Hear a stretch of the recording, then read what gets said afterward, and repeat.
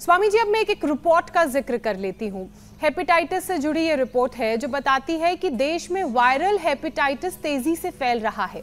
हाल ये है कि भारत चीन के बाद दूसरे नंबर पर है और सिर्फ लिवर फंक्शन की वजह से हर साल दुनिया में 13 लाख लोगों को अपनी जान गंवानी पड़ती है। किसी भी इन्फेक्शन से होने वाली मौत के मामलों में हेपेटाइटिस दूसरे नंबर पर है।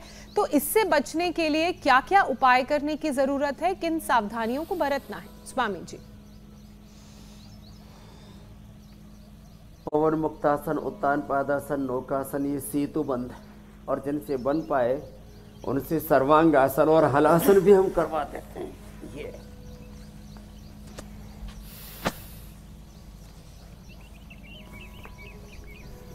ये बहुत जरूरी है।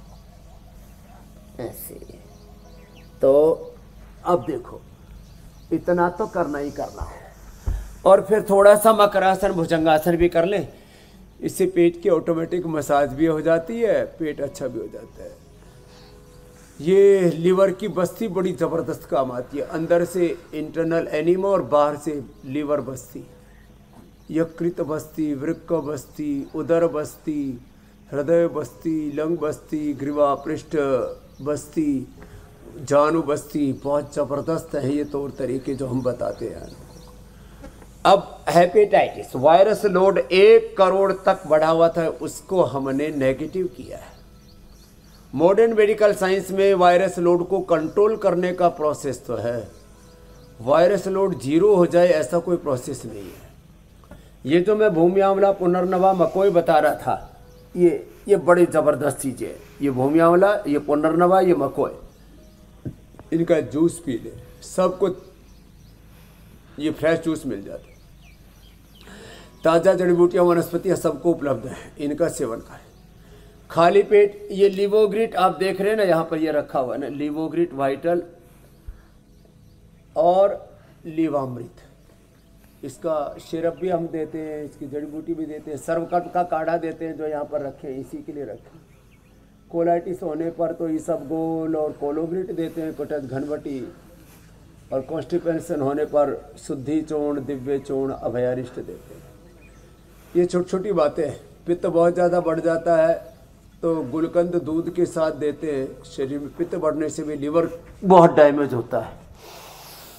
तो जो भुजंगासन, ये तो 10, 20 बार, 50, 100 बार हम रोज करने के लिए कहते हैं। भाई रोज करने की आदत डालो, 100 साल तक जवान रहोगे।